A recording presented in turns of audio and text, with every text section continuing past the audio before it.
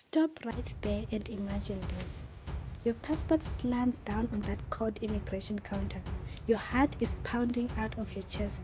Sweat is dripping down your back. And that officer is staring down at you like you're hiding the world's secrets.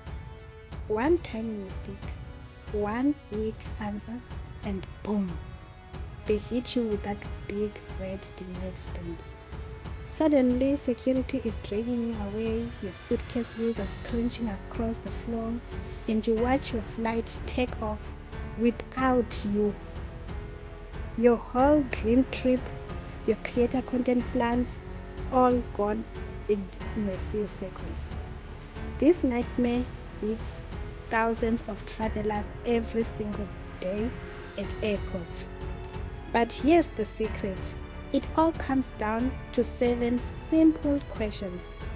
Master this and you'll walk through like you own the plane. Welcome to Passport Notes, your total border survival guide starts right now. The 7 questions that could get you denied. Number 1, we got, what is the purpose of your visit? The reason they ask this question is to check for consistency in your story. They are like detective looking for any cracks. So if your answer doesn't match your visa or your answer sounds too vague, it raises suspicion and they can flag it as what? Red flags right away. Your pro response is to be specific and detailed instead of just saying vacation. Tell them something like, I'm here for a 10-day adventure exploring the historical sites and the cobblestone street in Rome.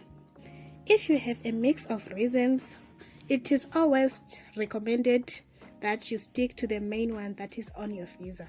So your answer here builds instant trust. Question number 2, where will you be staying? In this question, the logic is that they want to confirm that you have a solid plan and a real place to go, so they know that you are not wandering aimlessly, which could suggest plans to overstay. Don't just say a hotel. Give the full address. For example, you could say the Ocean View Boutique at 123 Beach Road, in this province, if you decide to be extra specific. But yeah, you should be specific, but don't over explain. And also have your booking confirmation ready on your phone or printed out. A great trip is to save it offline, because a dead phone battery at that moment is just a total disaster, I'm telling you. Question number 3, how long do you intend to stay? Officers ask this to make sure that your plans line up perfectly with your return ticket.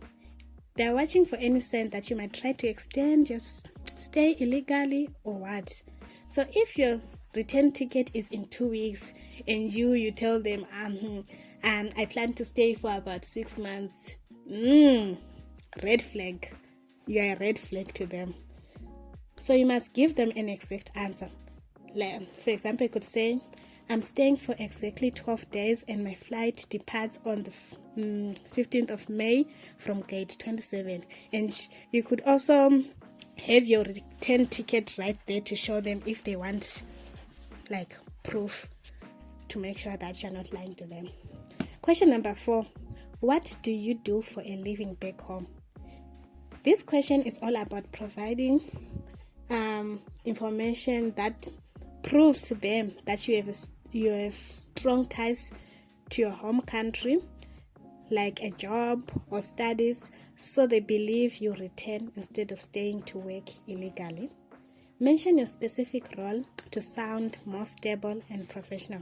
For example, you could say, maybe I'm a second-year university student studying at Walla Walla Walla, and haven't yet completed my studies. I'm on a holiday, Or you could say I'm a digital brand consultant creating content from my base in Johannesburg. It shows that you're rooted and you're going to go back home at the end of the trip. Question number 5, how are you financing your trip? On this question, they're usually checking if you can actually afford to be there without needing to take up illegal work. So they want reassurance that you're self-sufficient. Respond confidently with something like, I'm funding this through a combination of my savings and a credit card, and everything is fully covered for the trip. Keep your banking app or a recent statement open and ready in case they ask to see proof. Question number 6. Have you ever visited this country before? This sets them quickly. You have previously come to the country and maybe you overstayed, or maybe, I don't know, maybe you're deported back home or stuff like that. It makes it easier for them to check your travel history. You see, if you are a problem to them, you should keep it simple and honest. You could say, yes, I visited in the summer of 2024 and loved the local markets. Or you could say, no, this is my first time and I'm really excited about the sunsets here.